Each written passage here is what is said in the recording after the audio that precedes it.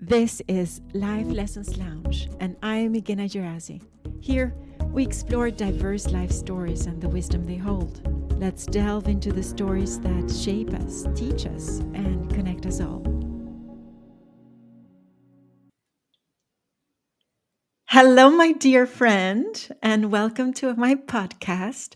I'm very excited that you're here and very honored. So, thank you for being here. My fellow Albanian.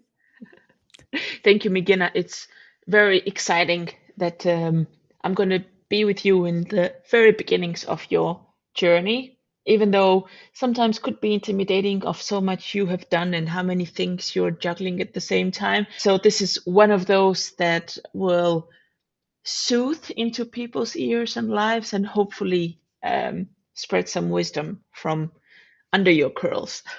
Oh, thank you, thank you. I'm really, really grateful for your support. So again, thank you for being here. And just short introduction to everyone in terms of who's Serena and also what roles does Serena hold in her life. I know there are many. Yes. So it's the early days of 2024, and there's been quite a few new chapters for me recently. But just at the time being, at the moment of speaking, I just came back from maternity leave. I have a Yay, little 9-month-old baby, Mala, cutest. baby girl, and coming back to work, it's a little bit awkward and um, feels confusing, but there's good work and cool projects that I'm coming back to. The official title that I have right now, it's my affiliation with Aarhus University, where I'm going through the postgraduate studies as a PhD fellow, and I'm very close to finishing the project. And at the meantime, there's other tasks that I perform for Aarhus University. I have a few projects that we usually run in collaboration with other higher education institutes, mostly to generate new knowledge and new content for student and staff. I help commercialize research. So some of the colleagues that are maybe postdocs, associate professors and on, they want to have spin-offs from the university and from their deep tech to the market. So I try to help them in their early stage steps. And of course, I lecture. That's my favorite bit. I lecture applied innovation in engineering for master students at Aarhus University, where I have some free time when I have some free time, and also where, because some of this work it's all over the place, all over the countries and cities where I have collaborations. I mentor a few startups and a few companies. I'm excited because the last couple of years I've also been mentoring in Albania and Kosovo, and I've seen that we um, supported these companies, actually women-led companies, to sign export contracts from Kosovo to other European countries. And of course, I do some trainings here and there for companies and firms, mostly based on innovation. And whenever when I can support other youngsters, for example, how to find their next step into the career, or applying for master's programs and PhD programs in the future. And that's mostly pro bono. That's my desire to stay in touch with my fellow Albanians back home. But this is a little bit on what's happening in 2024. That's amazing. And lots of success to you.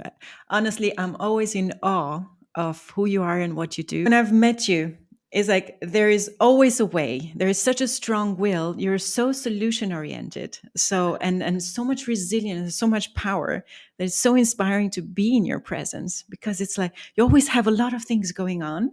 And I love all the energy that you create around you and you know who you are and so much support always, always. So thank you for that. Thank you for Yeah, being you. that's you taking the good sides of my work. That's what There's I also see. that there's also cases where I can Of be a bit course. too pushy and too tense and like, why don't you try this, try that? Always being in the solution mode could not. necessarily mean that that's the right approach. Maybe people also want me to be just a listener, like, yes, okay. So I'm learning also that part. I I'm trying to practice how to just listen and then maybe ask, would you want me to propose something, or would you want me to recommend something? Because it doesn't come naturally to me, but I'm learning. It's a Well, that's process. good. That's always, I mean, we're always growing, right? And that's what I actually wanted to focus as well. It's if you see during your last 10 years, because I know there is a lot that has gone on, in your life, also moving from Albania and traveling abroad and studying and everything. It's so colorful, I would say, your journey. How do you see things that have developed? What have you learned? Like, how has also your trend of development been? Yes. So I turned 30 very recently, just a couple of months ago. So the 10 years, it's actually very properly located in our conversation now. I remember in 2013, yeah, I turned 20 then, but before turning 20, just a couple of months before, that's when I started my first trips abroad alone for education purposes. And that was related to European, European Commission grants for youth exchanges, trainings, and so on. At that time, I was studying finance in Tirana, Faculty of Economics. And the first trip that I did was actually to Subotica, Mm. Serbia, border with Hungary. And how far we have gone, also technology wise, society, and all of that. I remember being able to go to that location. I started the trip 3 days earlier than when the training would start. Mm. And How did you go? I only could buy a ticket from Tirana to Skopje in Mm. Macedonia, northern Macedonia. And from there, it was like blank. Like, help me God, I'll figure it out how to get there. But I heard, and after It talking to shows the people strong will. and discussing, it was like, yeah, that's where you can go, and then you can find the right bus. And it was all by bus. So then from Skopje to Belgrade, and then from Belgrade, a night bus to Subotica. So I Mm. remember, like, yeah, these 10 years, I went from having traveled only once with my family to Montenegro before, to now reaching in the last 10 years about 40 countries, 80, 90 cities Oh, worldwide. So that's what I remember.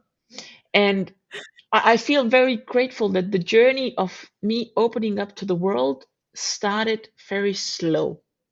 I mhm. didn't go from, let's say, Tirana to Finland, Helsinki, or transocean, transatlantic, whatever. I went slowly in the neighboring countries. Like first it was Serbia, then Prijedor, very north of Bosnia, then Bitola in Macedonia, then Turkey.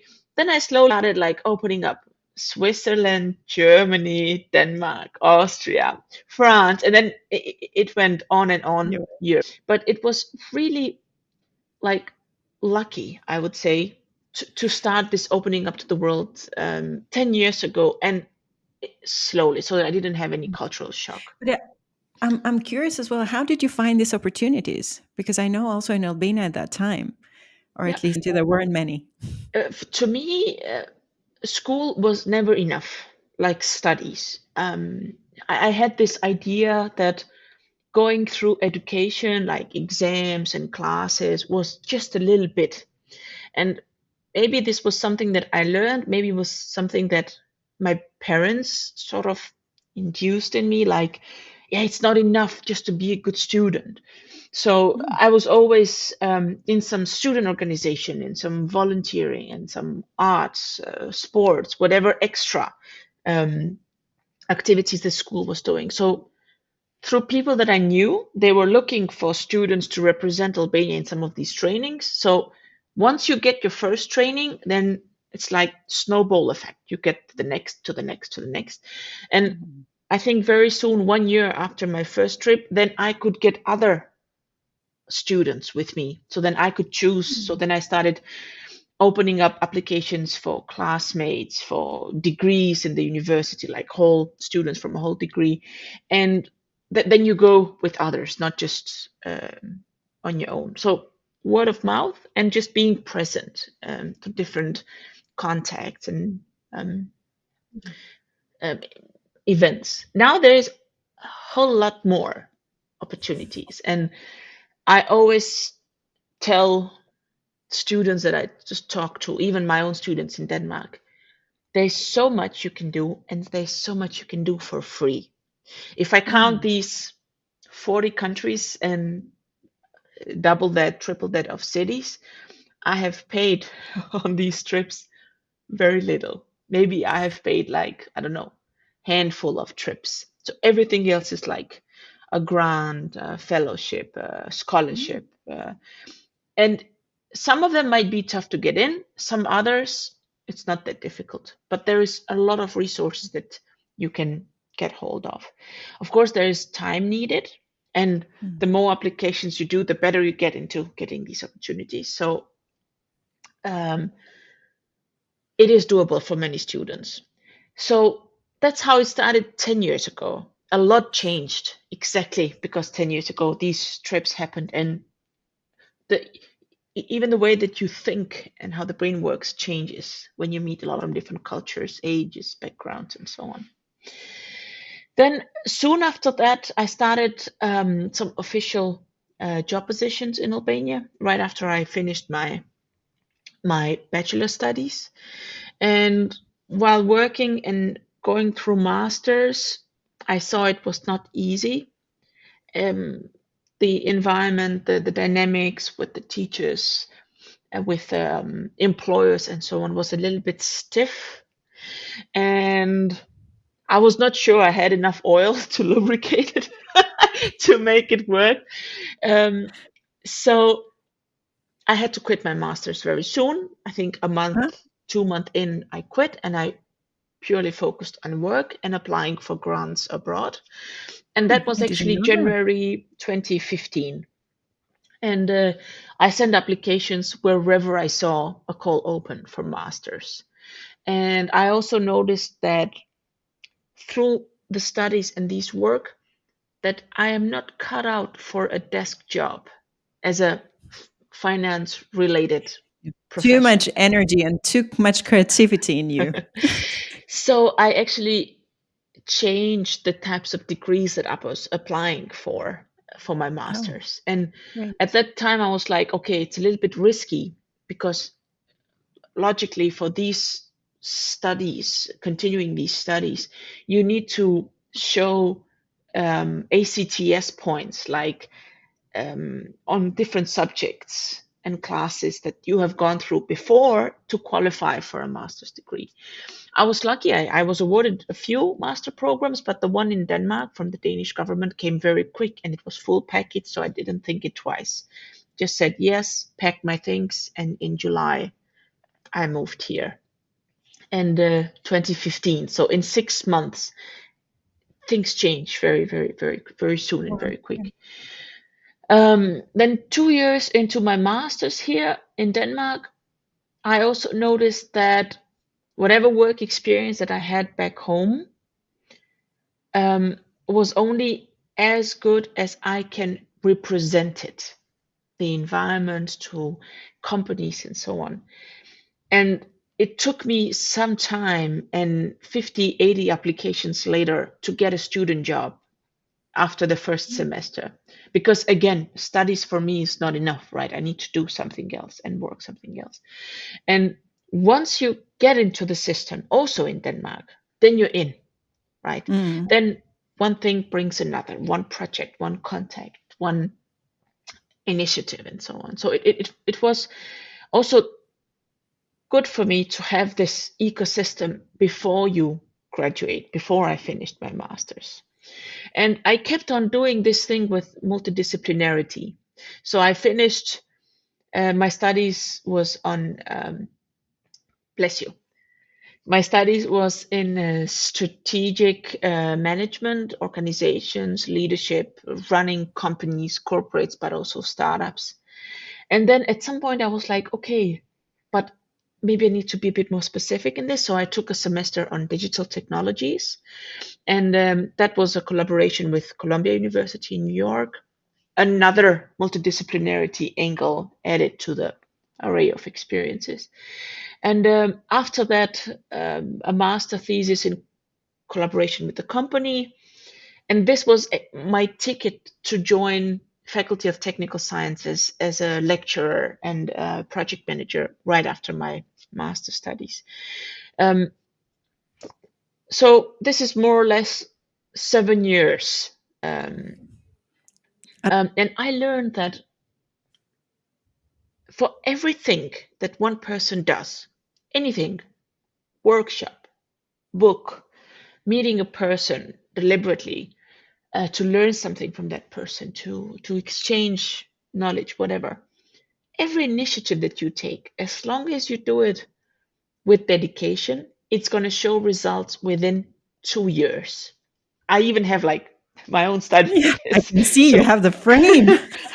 so if I follow this program in 2 years maximum, things can happen as soon as a couple of months, True. but 2 years you'll see the results.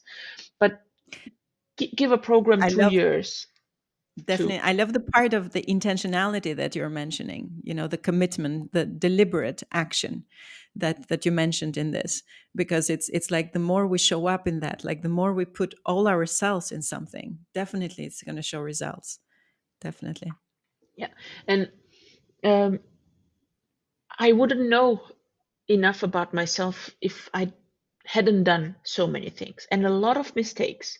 Sometimes super tired, sometimes you're not the expert in that area, but you still take the responsibility and you have to have countless nights studying, getting on board with that area topic, and still not being 100% on top of the game. So there's a lot of mistakes along the way, but yet there is some results, right? There is Mm. some output in that And sense. what's your perspective on just to stop Yeah. just a second on mistakes? So, what's your perspective on that? How do you overcome when you know that you've done a mistake? Um, so I'm not afraid to admit mistakes, Mm. like even in the classroom, even with my uh, supervisor or previous colleagues. When I haven't done something, I'm like almost like shame on me, but I know why this happened. Could be that life happened, just like life circumstance, I don't know, sickness, family, anything else. But could also be that I misjudged my resources, capacity of doing XYZ, misunderstood the task, whatever. So first thing is to accept the mistake, and then I really appreciate openness. Mm. Like maybe it's too much information for my colleague or my supervisor, but this is what happened. And Mm. that makes it easy for them to know me and also advise me for the next step or collaborate with me for the next steps, so that it's not like, okay, you made a mistake, we shut you off, out, done, we can't work anymore together. So open and transparency is really important for me. And then definitely I try not to make the same mistakes again. But I also, in this thread of or chain of activities, yeah, we got some sunshine now. Ah, It's rare for Denmark. stories from the launch, right? So this is the living room, and then and we'll get that. This is very rare, actually, getting sun. um, Yes. so I follow the chain of activities and I pinpoint what caused the mistake, so that I don't Mm. make the same mistake again, and that actually helps me a lot. Um, Nice. Yeah, thank you for that. Thank you, because I think it's important. Sometimes we just get stuck in that, and it doesn't allow us to move on. yes, So it's yes, lovely that you have that mindset. As well, actually, for me, it's very much like this idea that I need the mistakes actually to grow and to learn, because without those failures, if we call them, it's like there is no growth. Yeah, So, yeah, and I also am the kind of person that I go very much into things, even though the world sometimes it's not the smart thing. I don't need to reinvent the wheel, but uh, but somehow I need to try things on my own skin and learn. definitely, definitely. Um, for me, yes, a few things I need to try as well, but I also go deep on other people's stories. And Yeah, this is why I have had quite a few mentors or coaches in my life journey. Coach is a bit more recent. I think to have a coach, you really need to be strong in self reflection. And I can't say that I had that skill very early on in my 20s. I think I learned that more once I got burned once or twice from my mistakes or other people's mistakes. It depends.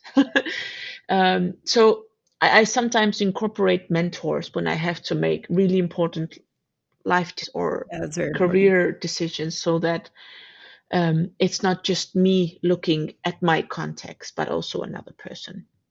And Mhm. that has really helped me a lot.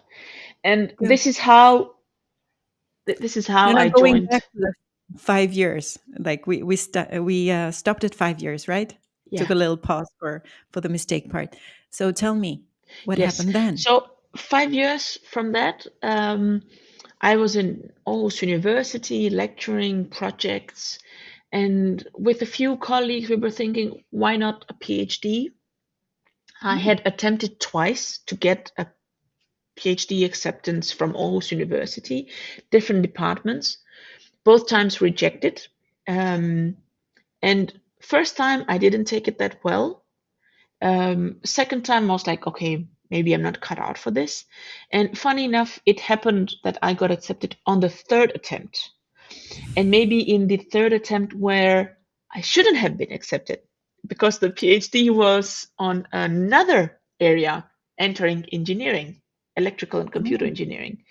So one more layer of multidisciplinarity, maybe a bit more specific. And then I was like, it's going to be tough because I'm not an educated engineer. I don't know how to code and program, which my project requires. But then I think, what am I good at? And that's raising funding. That's mm, collaborators.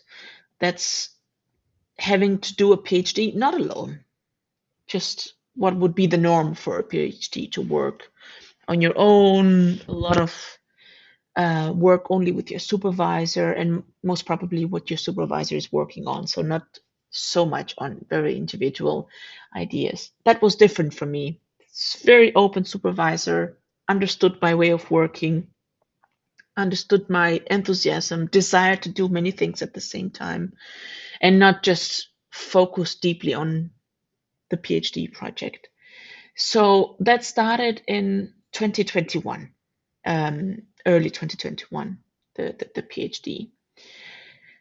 Meanwhile, while working at Aarhus University, I also learned that this transparency that I had implemented, the way that I speak with my employer, with my manager, with my colleague, also gave me a different work environment that compared to what usually um, employees of an higher education institute experience. And that would mean for me that I had a lot of flexibility to do things that I liked and enjoyed and not have a 9 to 5 job that I show up at my desk or in my auditorium and perform.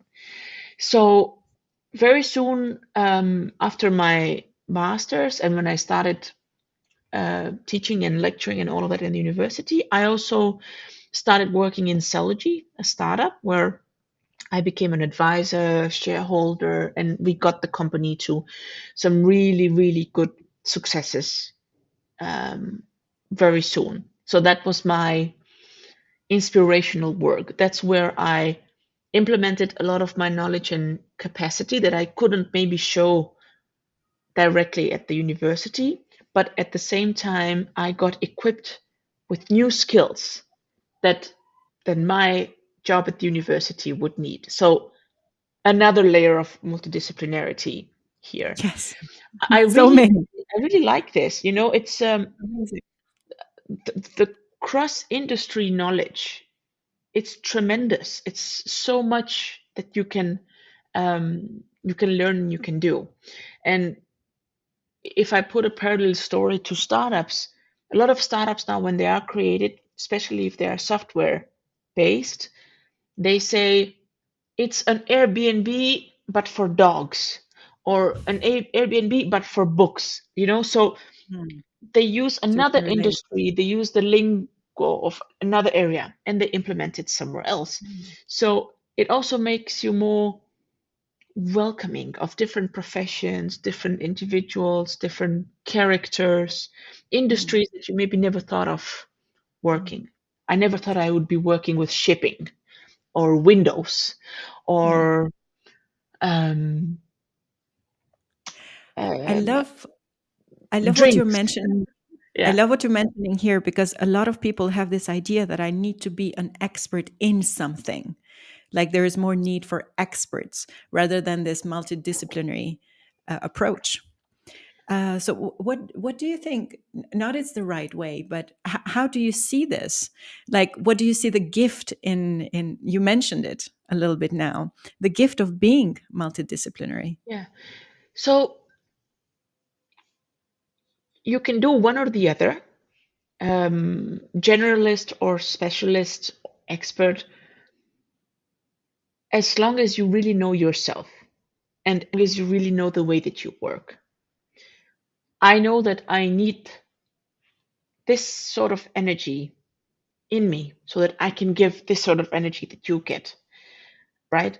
The one that you described before.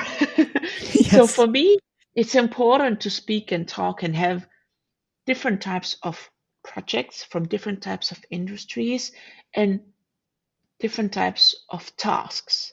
For me, it's better if I'm also doing some numbers, doing some storytelling, deep thinking on a strategy, looking far ahead, but also fixing something right now, but also tidying up the kitchen, but also organizing the party for one of the employees that's getting married, whatever. Like all of this makes sense for me because I found Mm. out what works for me. For a specialist or an expert, if they know that they really enjoy going deep and being specific and analyzing an area or a topic from all sides and angles, then it's very, very good. And you only know yourself once you have experimented a lot. And you need that so when you land your next job, you're not doing it just for the sake of paying the bills Yes. or So important. just for the sake that you need a job. And for me, that works, multidisciplinarity. Of Mm. course, there is so many times I need experts, like now in my PhD project, and then I hire experts, and then I tell them the full story, and they help me focus because that's what they're Mm. good at, pinpointing where it needs to be done, work, and what point, and all of that. So Mm. you need both. You need Mm. both of Absolutely. And how do you stay actually updated in your multidisciplinary? them. Like, what do you do? Yeah, I'm a strong believer of education. Even though they say some of the richest people in the world had quit their studies, I also quit my studies. I'm not that rich yet. I'm okay, average Danish. Rich. Actually, no. If you want to make it as an international in Denmark, like non-EU, you can't be average. You need to be a little bit above average because the bank won't cut you in Yes. if you don't go to a certain salary range. Um, but jokes aside, I believe in education, but not just mainstream. I believe in following a degree or a course, executive course, getting certified into an area, but really being proactive. So, for example, now that I was in the maternity leave, I couldn't stay still. I was very lucky to have a good baby that sleeps, eats, happy, joyful, not cranky. I can do a lot of things meanwhile taking care of her. Um, I joined a program for women in STEM studies or Mm. with STEM education to become employees or venture partners in venture capital firms. And while joining the program, even though the content was 90% known and familiar to me, I didn't have that knowledge and perspective from the lenses of a VC, venture capital firm, or a venture capital firm employee. I had it from the startup side or from a consultant of a startup side.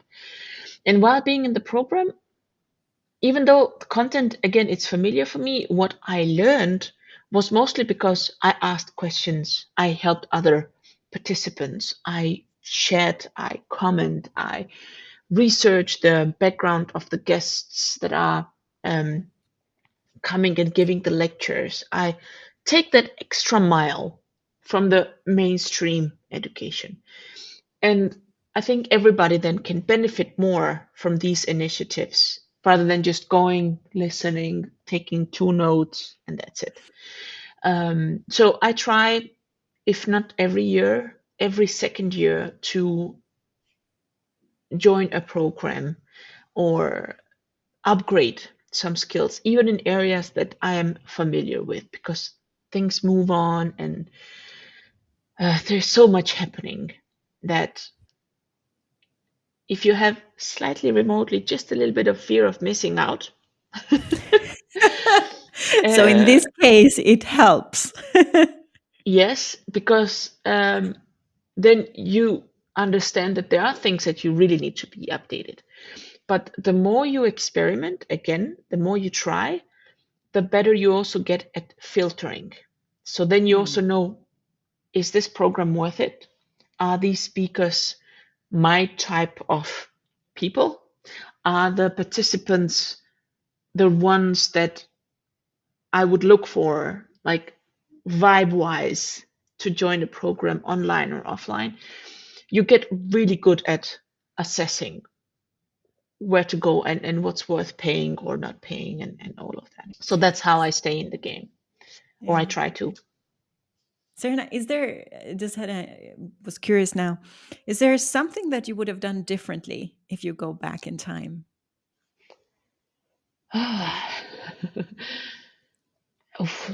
A lot.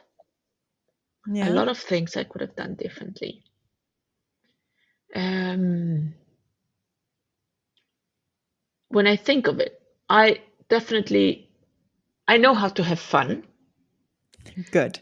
I know how to, I've experienced that. yeah, I know how to be the last one leaving an after party of an event, work event, or. Uh, but I would have been more maybe deliberate on fun, not related just to work. I Mm, think I've had a lot of fun, but every time tied to work. Um, I would have maybe been a little bit, yeah, freer in some way mm, to have fun um, without strings attached. That mm, would be one thing. Um, then maybe I would have tried to be better at boundaries. Um, I'm also learning this on a personal level. I haven't always been that good at putting boundaries. And when you don't know that as a person with your close relations, I think maybe it will extend, well, for me, definitely extend it to my professional relations. Um, and that's when you sometimes end up with more work, unclear work, more responsibility. Sometimes you do things for the sake of a person or something, and so on. So maybe I could have benefited better from learning mm, boundaries. mm. Yeah. But there's a lot of things that I maybe would have done different. Um, but I'm still thankful that I'm picking up now. on those things, like learning how to say no, for example, related to this Mm, that's a big one. boundaries. I That's a big only one. learned that since the moment I got pregnant. I didn't Mm. know that before. I it was maybe I did it once or twice and it hurt me so much saying no, but that became very clear when I got pregnant So because what changed, you think, um, besides being pregnant, but what's the mindset? yeah, um, I started outlining or visualizing for myself what would be my life with a baby, with a kid, with my partner, now my husband. And when I started to add up very realistically the load of work, the energy needed on both sides, striving to do the best also at parenting, that would mean not just to provide for your kid, but also to be present so that I have time to play, I have time to explore, go out, like be a child myself, have another childhood with my kid. It was not realistic. And that was one thing. But before that, I also realized that physically and mentally, I was many times close to a breaking point because of Mm. this much work. And I definitely didn't want to have a breaking point during pregnancy and let alone after birth. So I reduced my workload very soon when I found out I was pregnant in the first couple of months. Very transparent with my collaborators, um, very transparent with my family and my partner on these limits.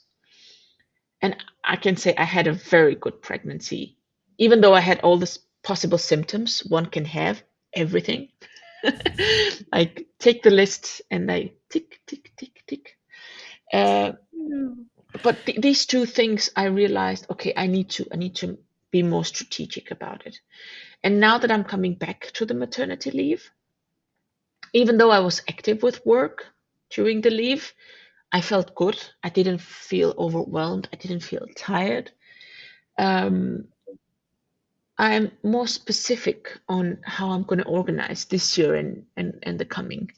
And of course, I also arrange other new additions in life, like daycare and holidays and family gatherings and all of that around this. So I needed to learn to say no. Um, That's a big lesson learned. I don't think I've learned it 100% yet. So I'm still I'm still on that journey. but you know, Like, Regina, that's why I love notes. And you yes. know, I have a TEDx talk about notes and like taking notes and note taking in general. And I found out 1st of January, you know, when you get these reminders on Facebook, what has happened many years ago. I think I had made a post 1st of January, either 2019 or 2020. I don't remember, 3, 4 years ago, that I wrote, my ambition for this year is going to be learning to say no. And if you count it, I learned it in 2 years from that note. Because that's, That's you good. know, uh, I find really that intention setting and also not resolution, but really intention setting. I find it very powerful because I had last year, I had trust as my word that I needed to learn trust.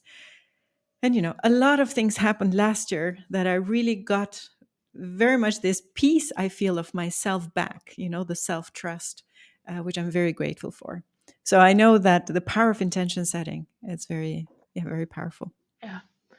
So yeah, this has been pretty much in the last 10 years. Um, Amazing journey. It is amazing journey. Now I'm very grateful that you're shared and very inspired.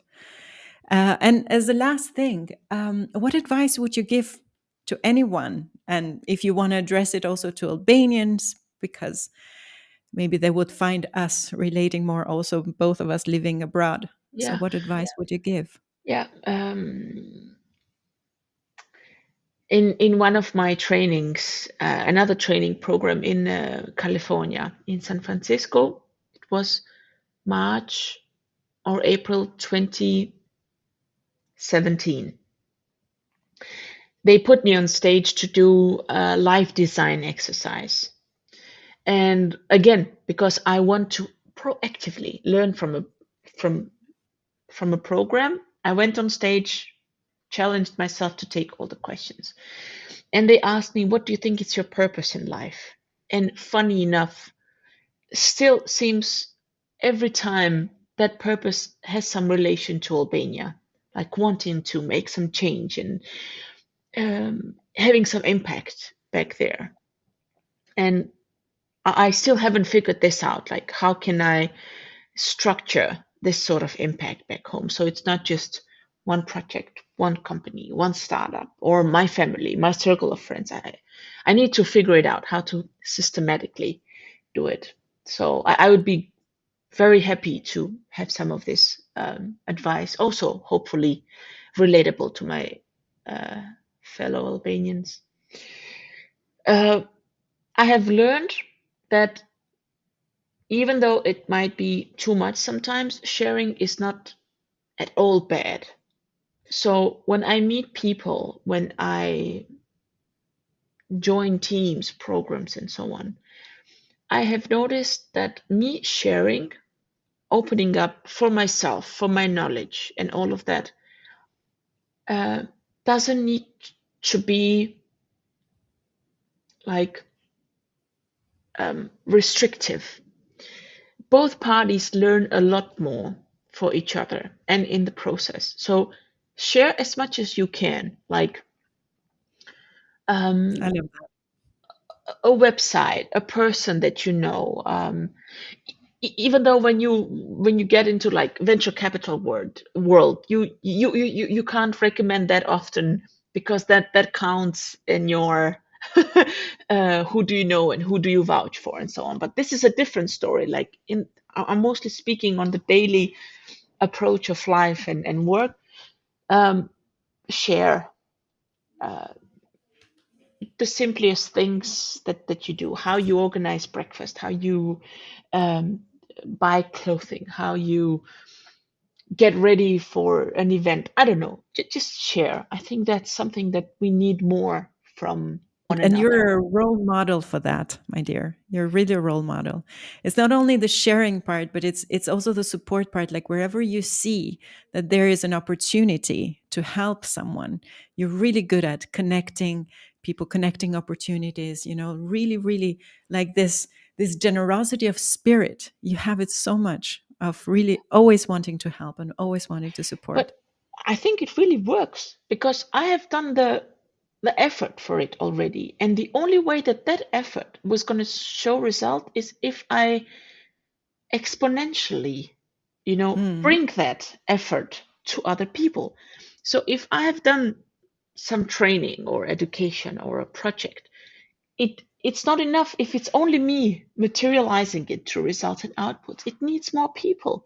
You know, it's not enough that only I know a person. More people should know that person if that person is worth it. It's the scaling you know, mindset. I yeah, love the abundance mindset of it. yeah. So It's so really, really share amazing. No, share as much as you can, and I I also really appreciate that people take initiative and they do not agree with things that are not right. mm. So I really like more a colleague, a friend that tells you you have a salad on your teeth, or uh, somebody that tells you, listen, you can recycle your food and clothing better. You can make this purchase more mindful. I really like that.